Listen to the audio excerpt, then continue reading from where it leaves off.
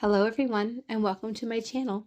The seasons are changing, leaves are falling, and things around the homestead are slowly but surely beginning to slow down.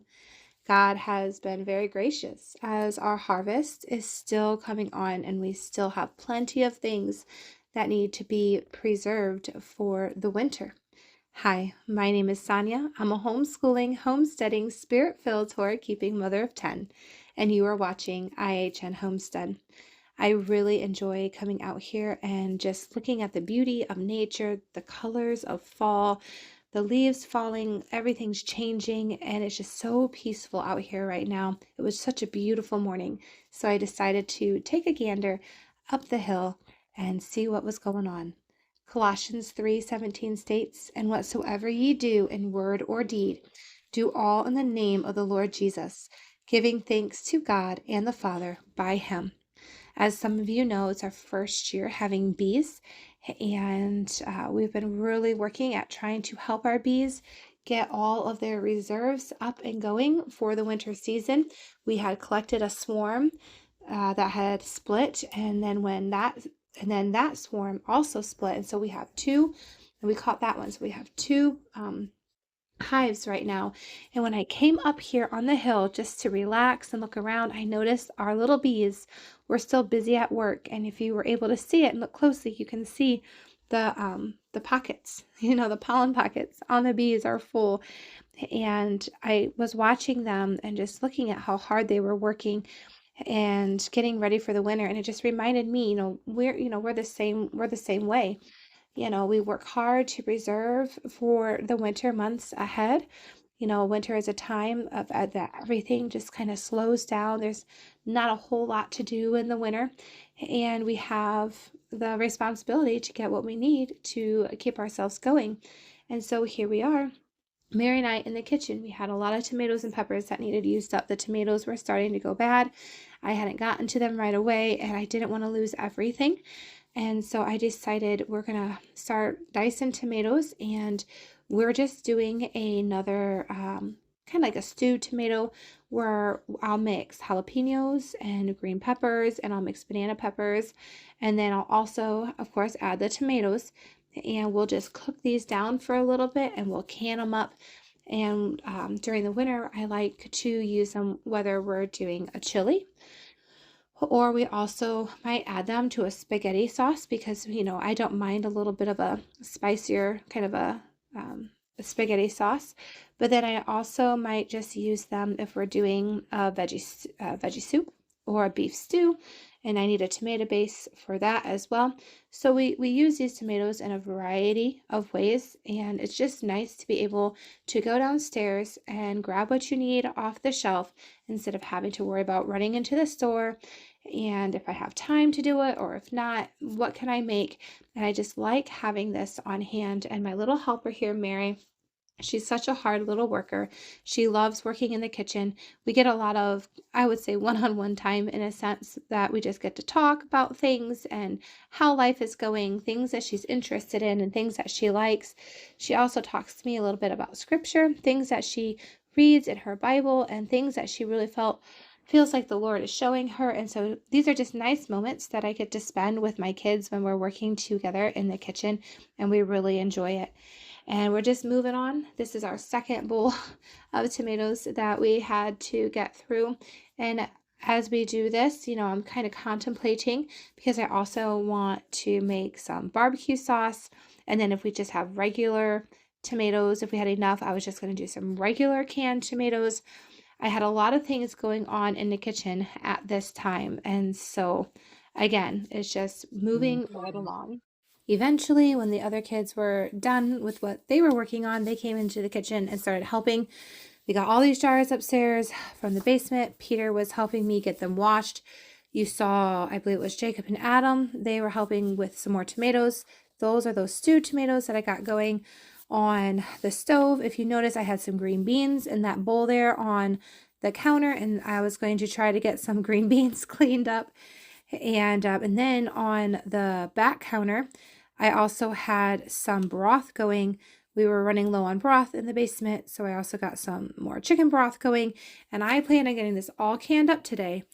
And then I've got Mary over here working on some apples. We needed some apples for the barbecue sauce for the recipe that I was going to be using, so she's working on getting me about 12 cups worth of apples going for that barbecue sauce. We are all just chucking away at all the little projects that I had going on. I was able to get all that broth strained out and into the jars, so those will go in the canner. That's a quick can.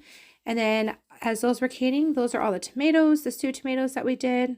I'm getting those ready for the canner as well. And then Mary got done with the apples, and those are in there. And this is the recipe for the barbecue sauce that I'm going to be using. And so that is what I'm doing right now. I've got everything else in the canners. I got things going, and I like getting the processes started. That way I can work on something else. And so this recipe, I've got the tomatoes, and right now I'm dicing up some onions to put in there. And I remembered, oh, I'm doubling this recipe. I needed more tomatoes. So instead of 12 cups of tomatoes, I needed 24 cups of tomatoes. And then I got an extra onion out so I could get that onion chopped up and in there as well. And I'll put the recipe down below in the description box. This is about 3 cups worth of sugar, and it was supposed to be a brown sugar, but again, I don't buy a brown sugar. I just use regular organic sugar, and then I add some molasses to it if I need it to be the brown sugar, and it works out just great. I've been enjoying that. It's been pretty easy and fun in the baking. And then it also called for some apple cider vinegar. I just used the basic stuff from Walmart. I had my son pick me up some on his way home from work, my eldest son, and that's what he grabbed for me, and then I was fine with it. So it needed some apple cider vinegar, and then it needed some balsamic vinegar. And I had the hardest time getting the wrapper off this balsamic vinegar, and it was getting very, very it was getting so frustrating. Do you guys ever have that at all, where you just can't get something open? It just doesn't want to open. And so I ended up getting the knife out and breaking the seal so I could get this measured out and put into the roasting pan here. And then I realized my son didn't pick up enough, but that's okay. Oh yes, here comes the dress. Gotta use the dress to get it open. But my son ended up not picking up enough, but it was my fault because I didn't give him the exact measurements that I needed. I just thought, oh no, just go pick me up a bottle. It should be fine.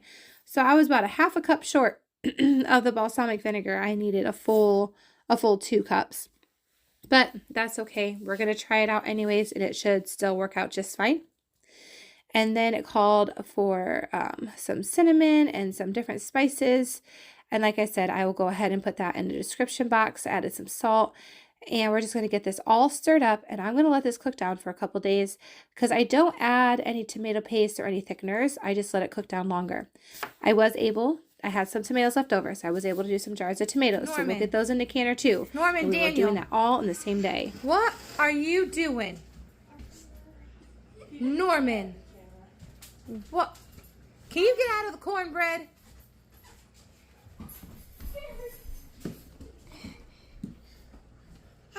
Hi. Hey, he's like, hey, guys, I got some cornbread. Come on, let's get out of the cornbread. Come on. You can't do that. Get out of the cornbread.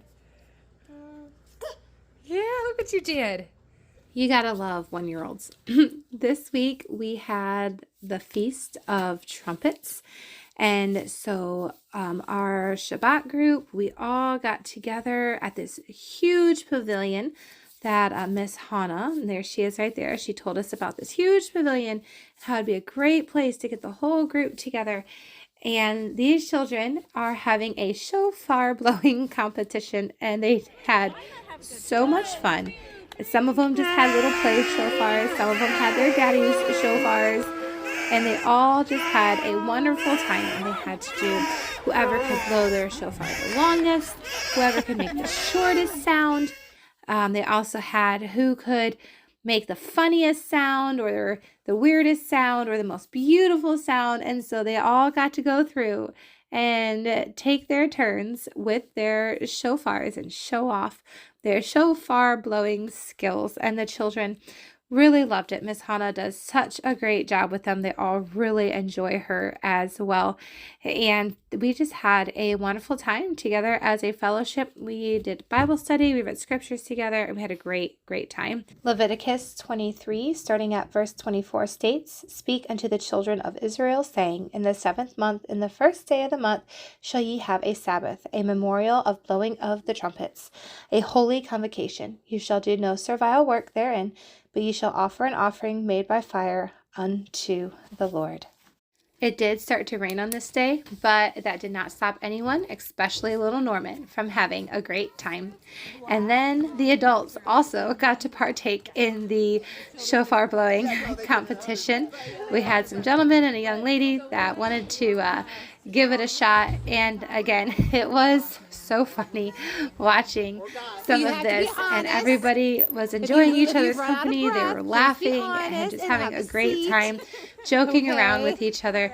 And I really love seeing our fellowship get together, the connections that are being made, because we met a few new families, and not just that, but the conversations and just the goodness of the Lord, and just coming together and just talking about Him, and really just celebrating Him and what He has done for us, what He's done for our families. And I just think back at all this, and I'm looking at everything going, wow, we're going to have just some wonderful memories for ourselves and for our children, remembering these days when we were honoring the Lord. And God commands, He tells us these are His holy days, these are His feast days.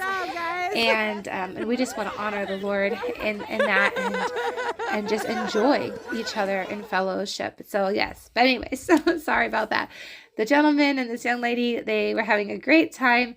And again, they were doing the same thing that the kids did. Who could blow it the longest, who could blow it the shortest, who could make the most melodious sound, the most beautiful sound, who could make the funniest sound. And and so everybody, again, I know you've heard this 100 times, but everybody had a really wonderful time. Don't you do it again. I'm watching you. No. Norman. I said no.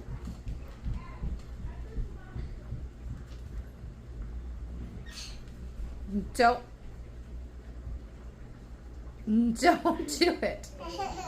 It's not funny. No. I could get you. He was very determined to get that cornbread. Oh, but here we are a couple days later. That barbecue sauce is all cooked down, nice and thick and chunky. And so I'm just going to stir it around and give it a good blend with my immersion blender. Get all the chunks blended up, try to get it all blended down where it needs to be.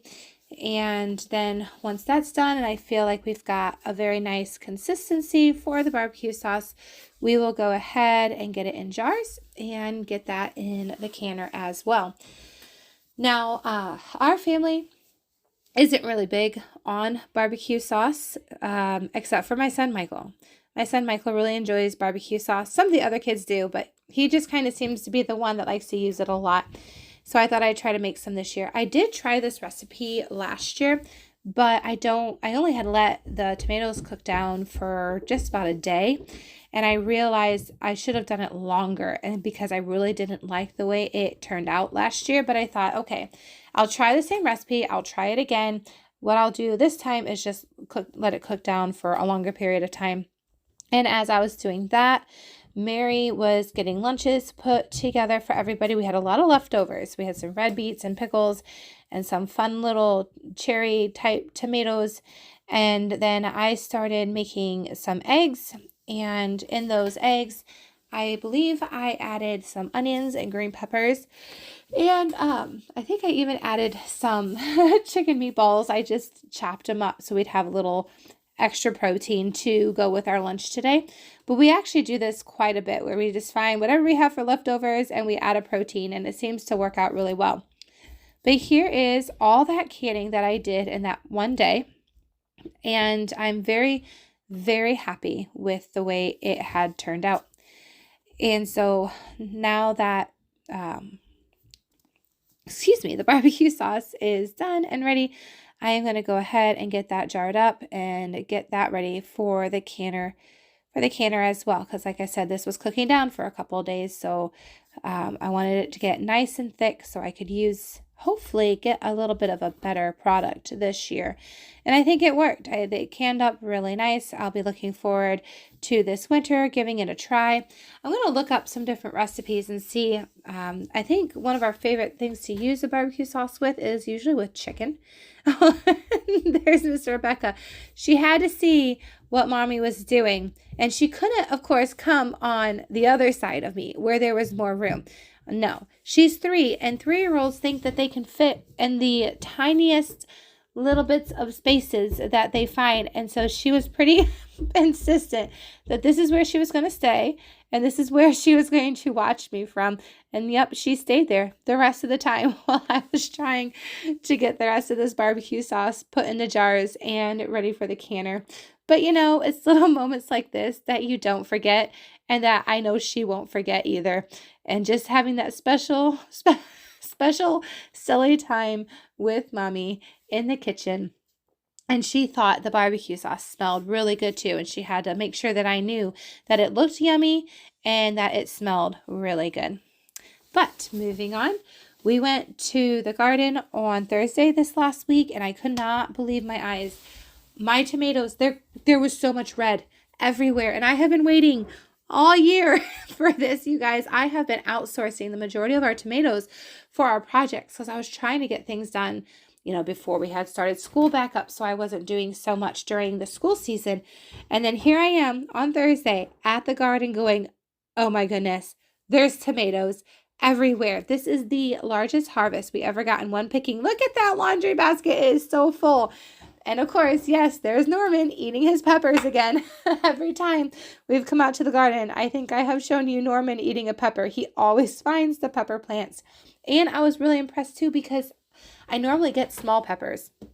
And it had rained a couple days ago, and then we had beautiful sunshine, and my peppers just kind of exploded as well as my tomatoes.